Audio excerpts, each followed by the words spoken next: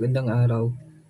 Nung nakaraang linggo ay napag-aralan natin ang kahalagahan ng pananalangin.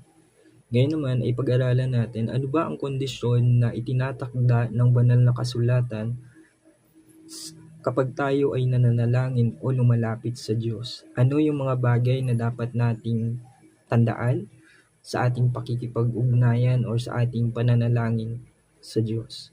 Kaya ang topic natin ngayon ay mga dapat tandaan sa panalangin. Una na dapat nating tandaan o kondisyon na dapat nating maunawaan kapag tayo lumalapit sa Diyos ay manalangin tayo sa pangalan ng ating Panginoong Jesucristo. Babasahin ko sa John chapter 14 verse 13 to 4 or sa Tagalog ay 1 chapter 14 verse 13 to 14. Ang sabi dito, "At anumang hilingin ninyo sa Ama sa aking pangalan ay gagawin ko upang maparangalan ng Ama sa pamamagitan ng Anak. Gagawin ko ang anumang hinihiling nyo sa pangalan ko." Bakit mahalaga na tayo ay manalangin sa pangalan ni Jesus? Sapagkat sa ating sa kasalukuyang panahon, maraming mga tao ang lumalapit sa iba't ibang pangalan.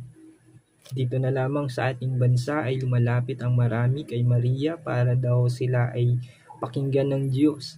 Pero dapat po nating maunawaan na si Maria ay taong tulad natin. No? Siya ay hindi mediator na tulad ni Jesus gaya ng nakagisnan natin na paniniwala o na ituro sa atin na kapag daw tayo ay lumapit kay Maria, tayo pakikinggan ng Diyos sapagkat siya ay mediator. Subalit wala pong katuruan na mababasa kayo sa Biblia na si Maria, ang pangalan ni Maria ay diringgin ng Diyos kapag tayo lumapit sa Kanya. Pagkat tulad natin, siya ay nangangailangan din naman ng tagapagligtas. At si Jesus ang kanyang tagapagligtas. Yung iba naman ay nananalangin sa pangalan ni Joseph o pangalan ng mga apostol o ng mga anghel o sa pangalan ng mga ni Buddha o pangalan ni Allah o pangalan ni Muhammad o iba't iba mang pangalan.